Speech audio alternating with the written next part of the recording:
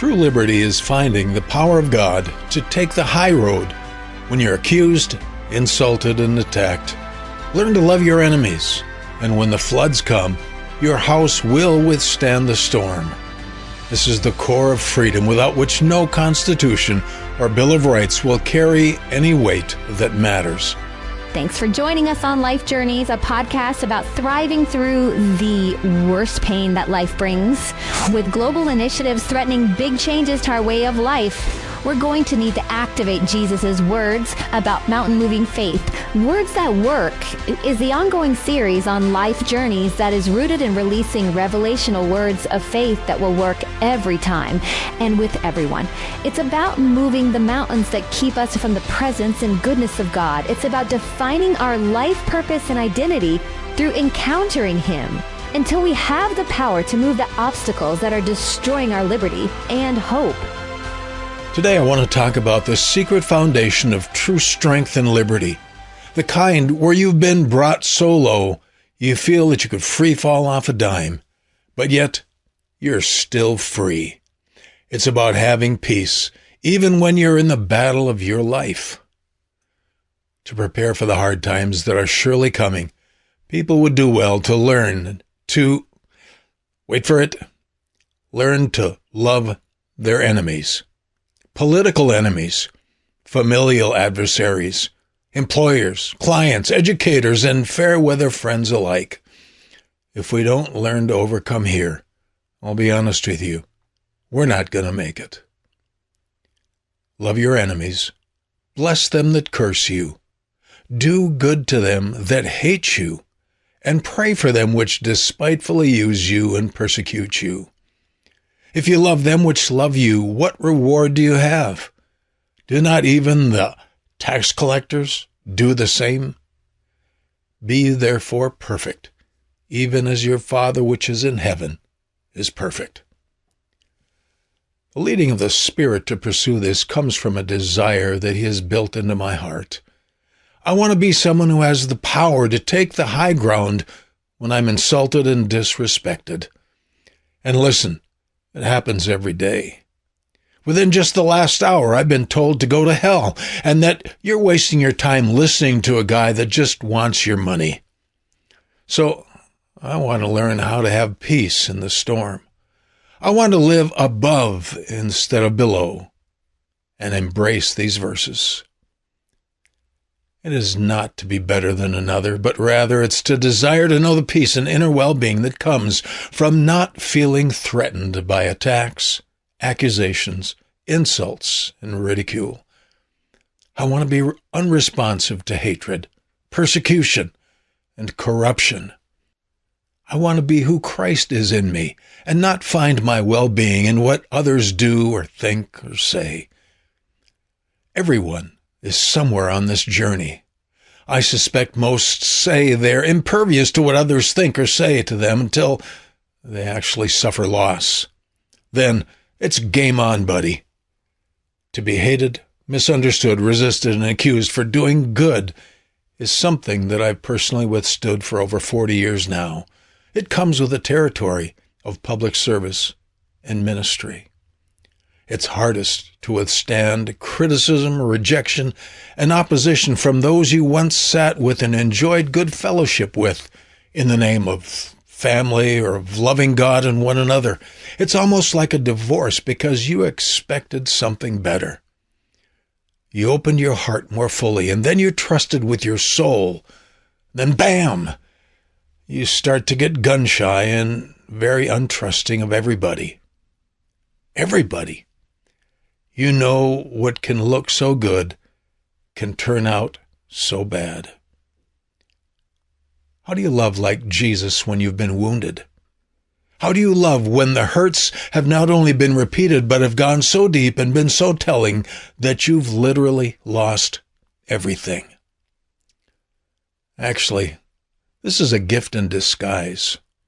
Now, it's a very, very good disguise, but it is a hidden gift nonetheless. You actually find out how much your love has only been the tax collector kind of human love that Jesus was exposing as a fraud of the real thing. Now, I can hear some of you just saying, this is just way over the top. It's not realistic. I just can't. I get that. I remember telling a Christian mother whose kids had been abused by her husband, you do need to forgive him. Well, she wasn't having it, and I understand that. I know people say that forgiveness is the first step to real healing, but listen, sometimes, oftentimes, we need to be healed before we can extend forgiveness. God's not asking us to do what we can't do. He's asking us to be open to letting Him give us the grace to one day be able to love our enemies. Listen, to attempt to forgive and love someone else so that we can feel better about ourselves, that's pretty much backwards. Forgiveness is given because of love for someone else, not so that we can love ourselves. Our well-being in the fire comes from God's comfort of us. He is near to the brokenhearted. And there's way too many brokenhearted people out there who need God's grace before they can forgive and love their enemies. But they do need to know that forgiveness is where God will lead them. Here is where I want to take the high ground.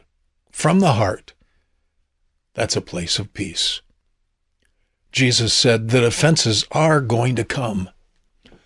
The great tragedy is not that they come, but that I too often have not applied the remedy for sin to those offenses. The real question was not, God, why did you do this? But, God, why did I not take up the cross and believe for your resurrection life to fill me up? Why did I look to men more than to you to take care of everything? I've learned the hard way that the only way to take the high ground is to be willing to be treated like Jesus was treated, not with a victim's mentality at all, but for love. The only way to judge fairly is to love mercy. And that's also the only way to learn to take the blame for my own part of life's hardships. Today, I have to take up the call to forgive and love those among the liberal elites who are destroying the country I love. Democracy is in its death rattle in America.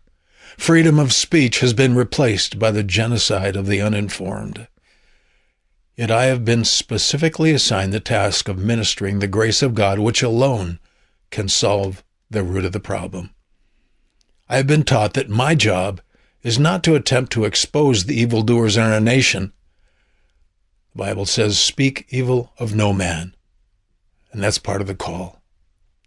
I want to love my enemy from my heart. That's the only way to take the high ground. And it's frankly a noble bunch of hypocrisy to not accuse my enemy publicly, all the while dumping on him in my own family privately. That's not loving and blessing from the heart.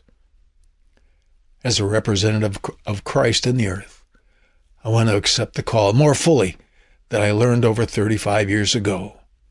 It says, this is thankworthy, which means this is grace, same word.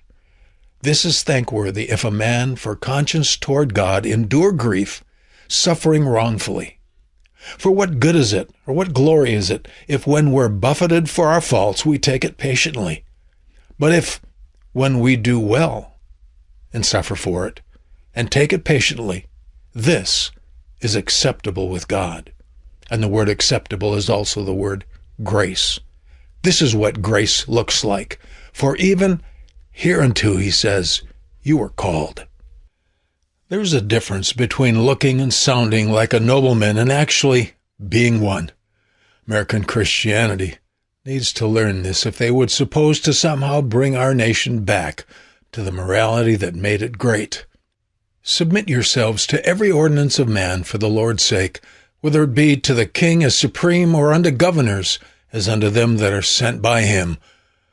For so is the will of God, that with well-doing you may put to silence the ignorance of foolish men. Honor all men, love the brotherhood, fear God, honor the king. Peter said this.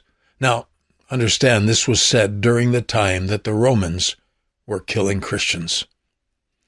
Where I fail here, I have to honestly ask myself, Lord, where am I not receiving your mercy? Where have I missed the truth that says, your gentleness has made me great? Somehow I know that it's God's amazing grace that sent his Son to die for me while I was still an enemy of his, which has paved the way for a new life of true royalty and character. I have a human soul. It craves respect, dignity, and to be honored.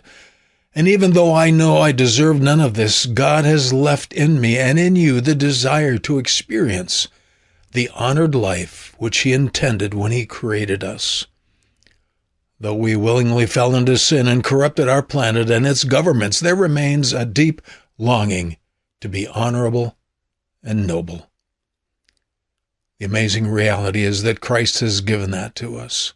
He has invited us to sit with him in his throne one day if we will overcome today. I know the only way that I can honestly love my enemy from my heart is to accept the overwhelming honor of being a son or daughter of the Creator of the universe. I'm not his pet, his experiment, or his slave.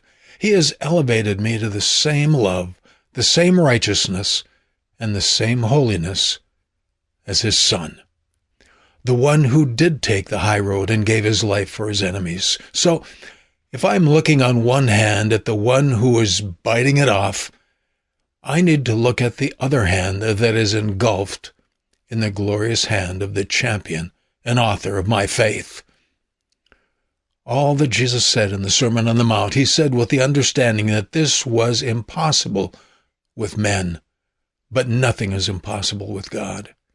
He knew that only through faith in the loving heart of God and the power of his Spirit within us could we possibly attain the status of being blameless in his eyes. Be perfect, as your Father is perfect. It comes only by accepting his perfection in our hearts. That's our status through Christ as we give our life to gain his life. Dare to drink in the river of life that is Christ, and he will fill you with the secret place of the Most High. You will dwell in his habitation.